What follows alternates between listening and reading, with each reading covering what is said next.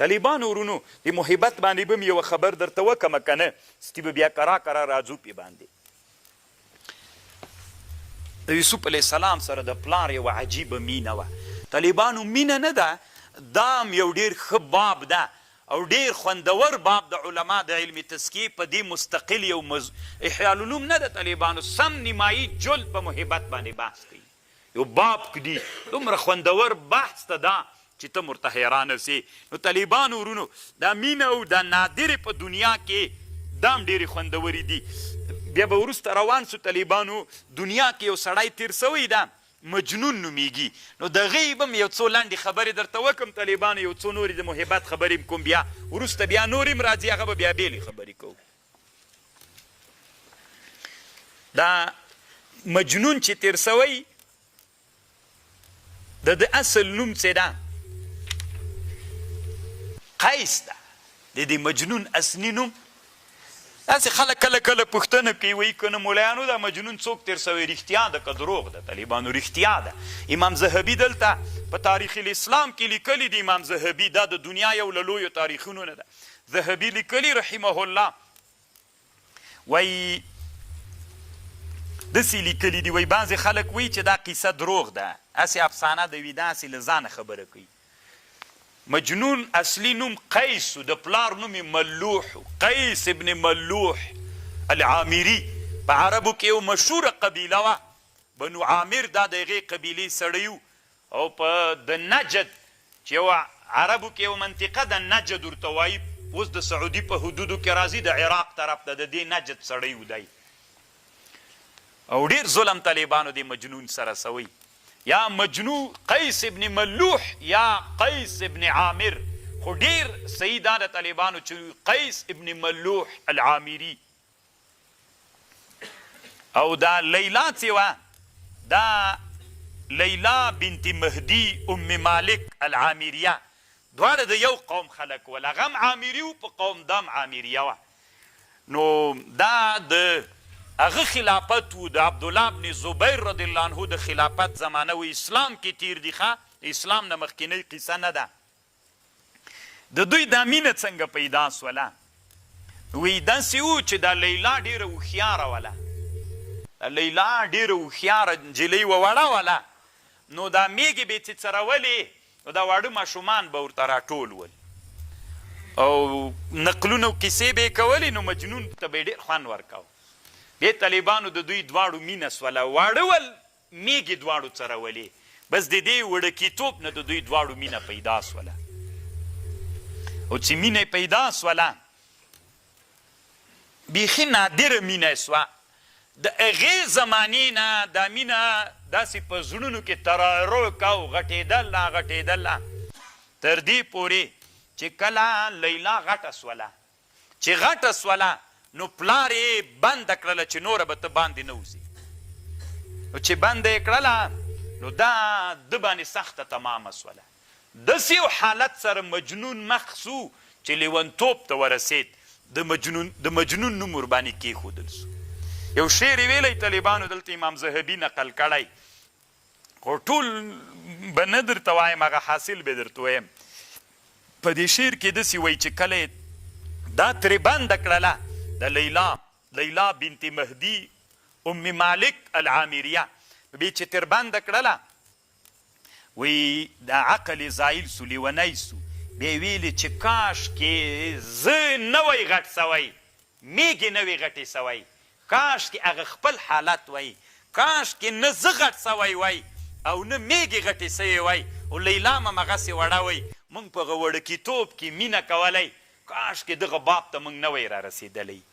الى اليوم لم نکبر ولم تکبر البهم کاشکې نه زه غټ سوی وی نه د حیواناتو میږې غټې سوی وی ماسې واړه واړه د میږو بچي وی چې غاری وی او په دشتو کې څرېدلی څه خوند به یې کو دې حالت ته راورسېدلو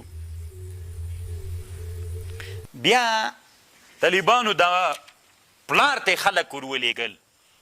چې دا هغه ته ورکه د مجنون ته یې ورکه مجنون لیونتوب ته لاړه بیا یې داسې کول طالبانو ورونو مجنون داسې حالت ته ورسېده چې کله کله به دا مور ورغله د مجنون مور د لیلا مور ته ورته وبه ویلې چې دا لور دی پټه راولېږه چې مازې وویني ابې چې پټه راولېږله بیا پلار پې باندې خبر سو بیا به یو بله ښځه راتلله پټه چې مازې د هغه کلي دته حال راوړي چې لیلا پوښتنه به څه قیسې به یې درته وکړي دغه اطمینان به راغی بیا یې دام باندې کړلې بیا یې غوښتنه ترې وکړله چې دې ته یې ورکړه هغه ورته ویلې نه ورکوم طالبانو لکه دا پښتون داسې سو وایي چې د پښتنو قیسه یې ورسره کړې څومره یې چې ورته وویلې طالبانو ور یې نه کړله اخر مجنون داسې کالي و دا هر څه به یې شکولي په ځان نه پوهېده بیخي په ځان پوهېده نه بیا یې هغه وخت کې عبدالملک ابن مروان کسې بادشاه و هغه ته عریضه وکړله عین هغه دې باندې امر وکړه چې د مجنون وینې حد درکړئ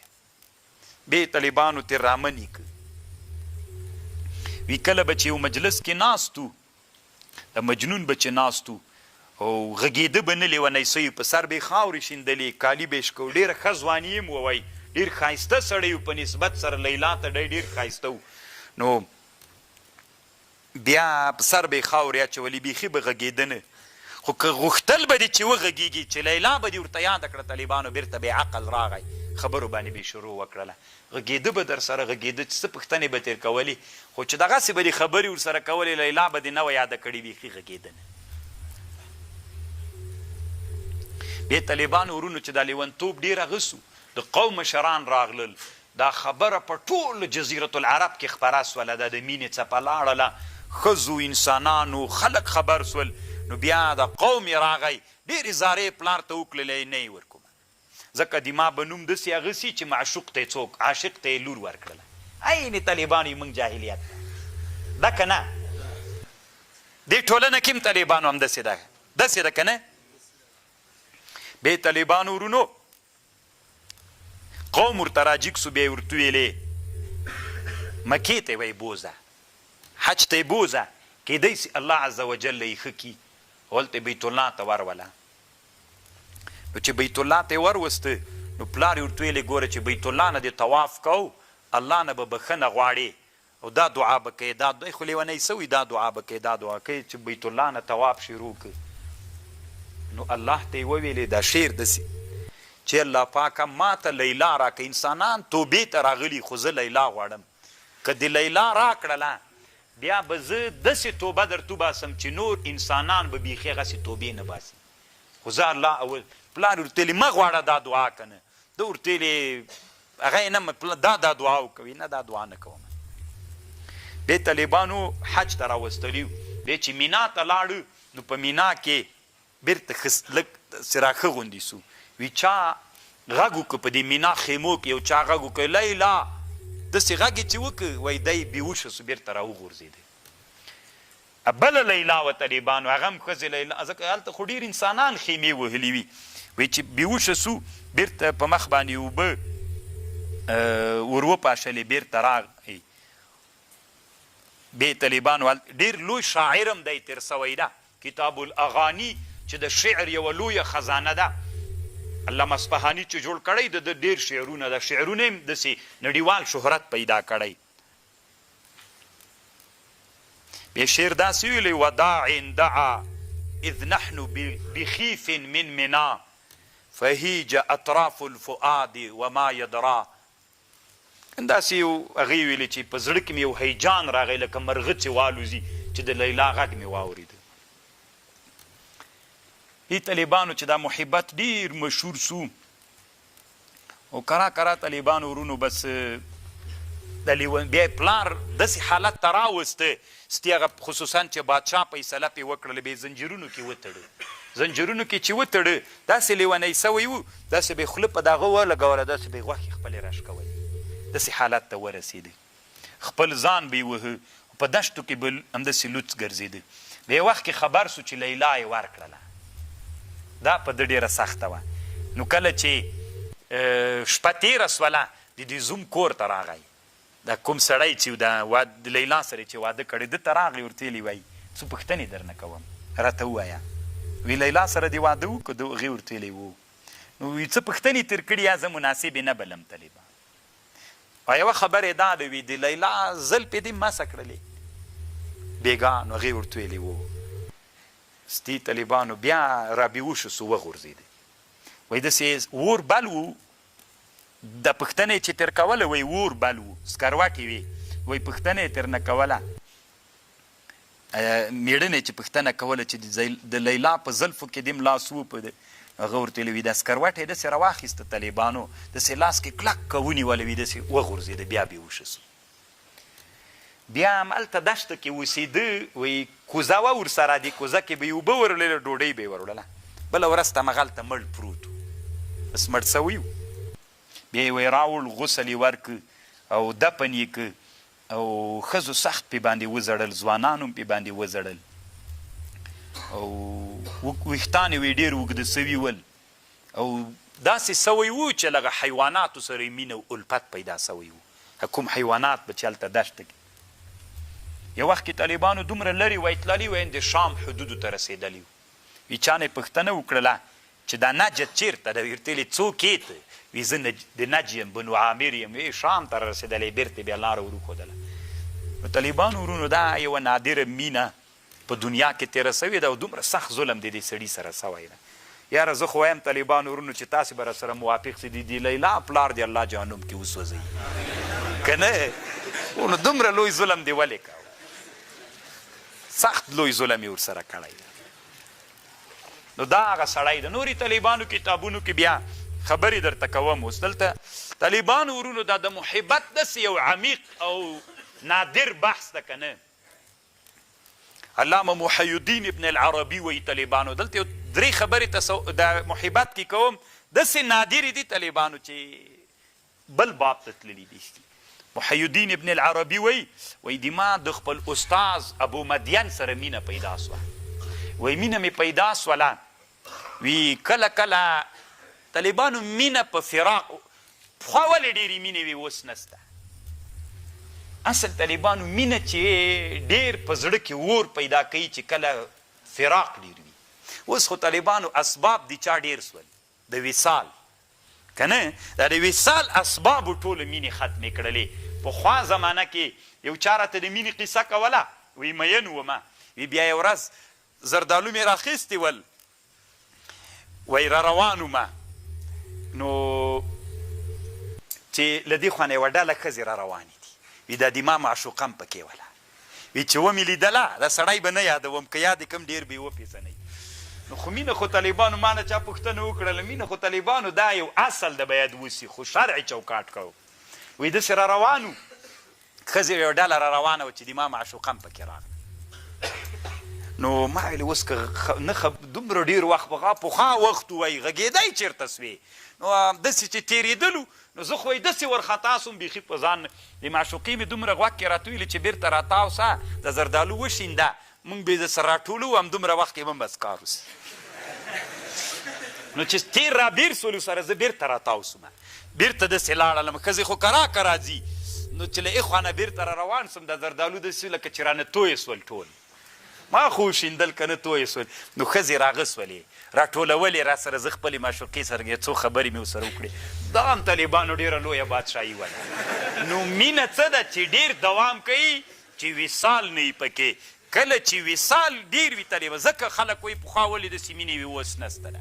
اصل علت یې دا پخوا موبایل نه و ځکه طالبانو مینه څوک کوه ابن العربي وایي د ما د خپل استاز ابو مدین سره مینه پیدا سوله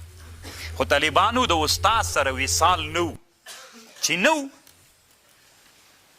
وایي کله کله به دا مینه څه د طالبانو د ابو مدین مینه به ماته متصوره سوه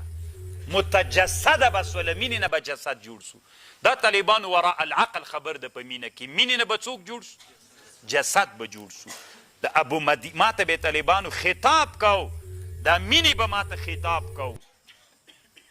لقد تجسد لي مرة حب لشيخ أبي مدين فكنت لا أقدر وی دا مینه څه ده د ما د استاز مینه دا متجسده سوله ماته ګوره عرض د مینه ماته جسد سوله وی خبرې راته کولې وی ما له شرمه ورته کتی نه سول ورته کتلی مې نه سول خو غوږ مې داسې ورته نیولی په خبرو یې پوهېدلم وی دا مینه داسې راباندې غالبه سوله څو ورځې مې بیخي خوراک نه کو وی چې کله به وږی سوم چې ډوډۍ دسترخوان ته به کېناستلم دا د ابو مدین مینه به راغله طالبانو راته وبه درېدله نو همغې به زه موړ کړم ابن عربي وی دومره چاق سوم کنه چې ته ورته حیرانه سي په دغه موده کې چې ما خوراک نه کو خوراک می ابو مدین هغه محبت چې ما ته متجسد سو ما ته کتل دا هم نو بیخي ډېره نادره مینه ده داسې حالت ته سړی رسیږي او یوه دا د طالبانو ورونو و یو ورځ مجنون را غورځېدلی و مجنون څه ده وایي دا غورځېدلی و دومره حرارت یې په زړه راغلی و لکه د موټر انجن چې ګرم سي داسې حرارت یې په زړه راغلی و سټي اور اخیسته طوفان نوح عند نوحتك ادمعي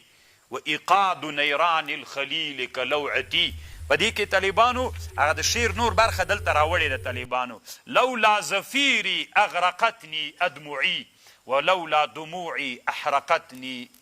زفرتي ګوره طوفان نوح عند نوحتك ادمعي نو طالبانو شاعر وی طوفان نوح عند نوحتك ادمعي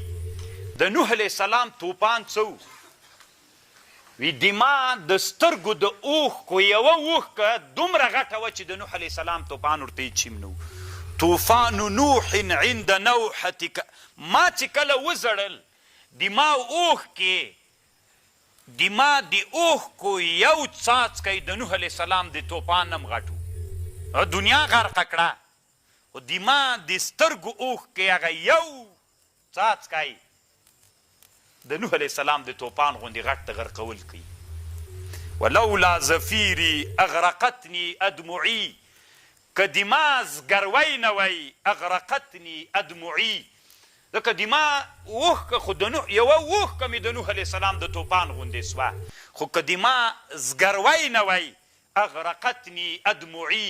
زه به مې خپلو اوښکو غرق کړی ومه خو ځکه مې نسي غرقولی زګرویږم ولولا دموعي احرقتني او که دما اوښکې نه وی زه به چا سوځلی وم زګروي به مې سوځلی وم طالبان نو مینم طالبانو یو اور ده دا چې زړه کې ولګېږي داسې نادره مینه وه طالبانو مینه څوک غواړي وصال خو دې ته ګوره وی چې لیلا دا مجنون را وغورځېده د فراق د لیلا وهلی و زړه باندې داسې ګرم اور یخ به یې راوړ دا جلید یخ کلک یخ به یې راوړ په زړه به یې چې ورکېښود همداسې به ویلې کېده وی خلکو خبر ور ولیږه چې ورسئ لیلا را خبره کوي چې مجنون اور اخلي زر یې ورته راولئ وی چې ورته را یې وستلې وی ورته ویلې چې مجنون ته یې غږ وکړه چې مجنونه لیلا راغلله ادي تا مطلوب او قرة العین راغی وی ده ورته ویلې لیلا وی ورته ودرېده غږ یې وکړه چې زه لیلا یمه وی ده ورته ویلې الیک عني فان حبک شغلني عنک طالبانو د محبت سرچپه سوی و وی لرې سه لیلا له ما نه د تا محبت په ما دومره غالبه سوی ده چې بو دې پیدا کړی نه دې غواړم دا بیخي طالبانو داسې بل رقم خبر ده د فراق نه اور بل و چې وصال راغی باید اور ګل سوی ده ورته وایي لرې سه له ما نه د تا محبت زه دومره مشغوله کړی یم له تا نه یې مشغوله کړی یم